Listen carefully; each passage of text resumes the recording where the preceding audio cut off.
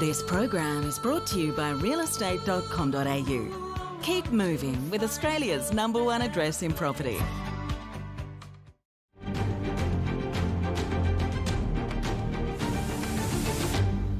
Welcome back. There are 2,418 homes scheduled to be auctioned this week. That's lower than last week, but it's due to the Melbourne Cup public holiday. New South Wales will hold about 1,250 auctions, with about 1,050 in Sydney. Victoria will hold about 500 auctions, with most of them in Melbourne. Queensland will hold about 340 auctions, with about 200 in Brisbane. South Australia will hold about 220 auctions, with virtually all of them in Adelaide. Western Australia, Tasmania and the NT will hold 20 auctions between them, and the ACT will hold 100 auctions. Taking a look at the most viewed properties going to auction this weekend, and in New South Wales, top property is 21 Lambert Crescent, Borkham Hills. This 4-bedder has 2 bathrooms, large garden and double lock-up garage. It's been fully renovated and is close to the local high school. In Victoria, top property is 2A Arcadia Street, Box Hill South. This 2-storey 3-bedder has 2 bathrooms, large living areas and views of the Dandenong Ranges. Garden is north-facing, asking price about $880,000. In Queensland, the top property is 33 Monday Drive, Talabajira Valley. This large 4-bedder sits on about 6,000 square metres. There's a huge living spaces, a giant solar system, 5-star energy rating for the building. It's 11 minutes drive to Burleigh Heads. The top property in South Australia is 3 Murtoa Road, Eden Hills. This 3-bedder was built in 1955. It's located in an elevated position with views of the Adelaide CBD. Asking price $660,000. And the top property in Canberra is 3 Harker Place, Waniassa. This 3-bedder has views of the bush, ducted gas heating, reverse cycle air conditioning. It's on a large block and the street is a quiet cul-de-sac. And the most viewed property on the REA Group website this week is a massive property on the New South Wales Central Coast. The address is 16 Garima Road, Guandarlin. It's called Lakeside Lodge and it looks like a resort rather than a home. The property sits on 20 acres, has been held by the Rose family for about 20 years. It's located right on the edge of Lake Macquarie.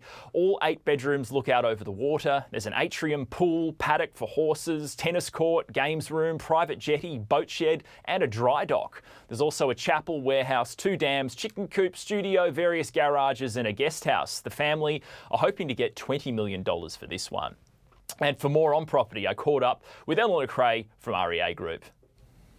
Slightly fewer homes heading to auction this weekend. We've got around 2,400 scheduled, but that's a bit of a dip from last weekend, which was the busiest weekend of the year so far.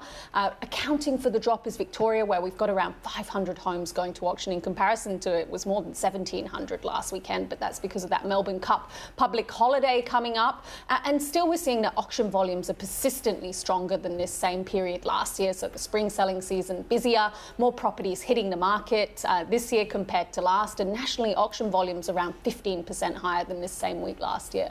Yeah, quite a day, obviously, the weekend in Melbourne, but I think 1,000 homes or more for sale in Sydney this weekend. But how are clearance rates going over the past couple of weeks? So we're seeing that clearance rates are trending lower. That is normal to see clearance rates moving a little bit lower, particularly with the uplift in auction volumes that we're seeing.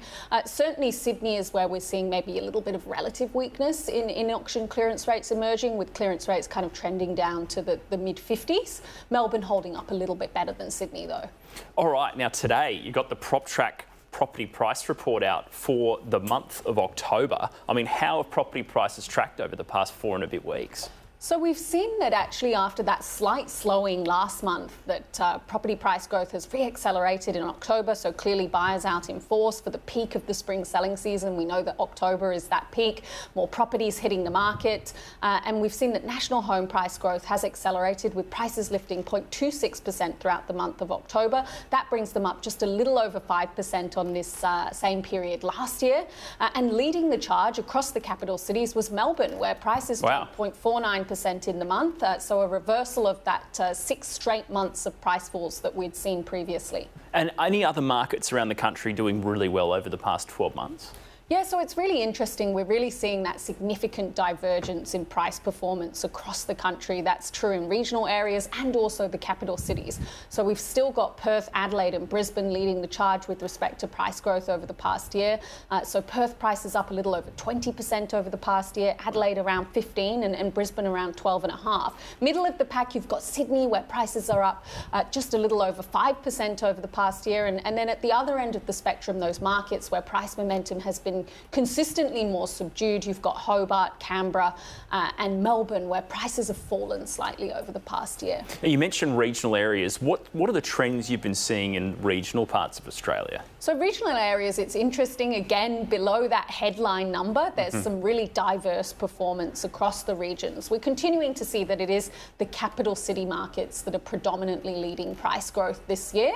But there are some regional areas that are consistently recording very robust pace of growth. So regional Queensland continuing to see prices moving ahead up more than 10% over the past year. Regional WA leading the regional areas with prices up more than 15% over the last year, and that's followed by regional South Australia. And then again on the other end of the spectrum, you've got Victoria, regional Victoria, where you've got a bit of relative weakness. Yeah, so prices are now officially at a new record high. What are you expecting for the rest of this year? I know obviously November's a big month for property sales. Certainly. So we are expecting that prices are going to continue to lift as this busier spring selling season closes out. We know that we've seen that uplift in the number of properties hitting the market, buyers having more choice. So the pace of growth has moderated from that faster pace we were seeing earlier this year. But still, I think even though there's some uncertainty around the timing of interest rate cuts, there is a consensus view that at some point next year, interest rates are going to begin to move lower. And I think that that's incentivising some buyer activity, motivating people to transact now with the expectation of interest rates moving lower next year and prices likely continuing to lift. And just give us a sense of how many more kind of weeks of sales you're expecting this year before the Christmas break, and then when does it start up again? So we typically see that the last couple of weeks of December are pretty quiet.